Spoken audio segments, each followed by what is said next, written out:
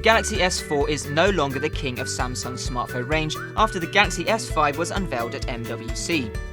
There was a lot of hype leading up to the S5, maybe even too much to live up to. But just how much better is it to last year's model? For those of you considering an upgrade to Samsung's latest and greatest, here's a no-nonsense comparison guide. There's no 2K QHD screen to speak of on the S5, but there has been a bump in size to 5.1 inches, up from the S4's 5 inches. Both sport Full HD, but because of the larger screen size, the S5 has a slightly lower pixel density, sitting at 415 ppi down from the S4's 441 ppi. Samsung has stuck with plastic again in the S5, no doubt to the disappointment of many. It feels solid enough and the metallic looking band around the edge is a nice touch, but it just doesn't stack up to the competition. The new leatherette back is an improvement and the whole device feels a bit more rugged than the S4, but it's not a huge departure. The Galaxy S4 already runs the latest version of Android, so the two phones are pretty much identical in this sense.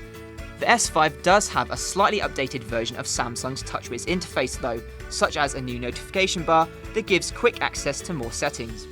The 1.9 GHz quad-core processor inside the S4 is already pretty slick and powerful, but Samsung has now upped its game further by bringing a 2.5 GHz quad-core CPU to the S5. RAM stays the same at 2 gigs. The 2600 mAh power pack inside the S4 is great and will easily see you through a whole day before needing a refill. The S5 gets a slightly bigger 2800 mAh battery, which Samsung reckons will survive up to 10 hours of web browsing or 12 hours of video. The S5 also has an ultra power saving mode to make battery go further than ever. The 13 megapixel camera on the S4 takes great shots, but the S5 ups the game with its 60 megapixel lens and raft of new features. Samsung's latest phone can take 4K video, snap pictures in just 0.3 seconds, and gives you a real-time HDR mode. The front-facing lens also gets a small bump from 2 megapixels on the S4 to 2.1 megapixels on the S5. The bells and whistles on the Galaxy S4 all seemed a bit gimmicky to us, but the added features on the S5 sound a lot more promising. For starters, the phone gets an IP67 certification, meaning it's completely sealed from dust and will survive a light dunking. The long-rumoured fingerprint scanner has also made the cut to join the ranks of the iPhone 5S and HTC One Max, and there's also a heart rate monitor around the back to coincide with Samsung's latest version of S Health.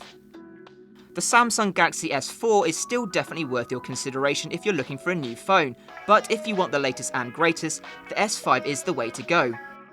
Still, if you've already got an S4 and are trying to decide whether to upgrade, the choice is a little less clear-cut. It really depends on what you want from your phone, what features will be more useful to you, and most of all, whether you can justify an upgrade after only a year.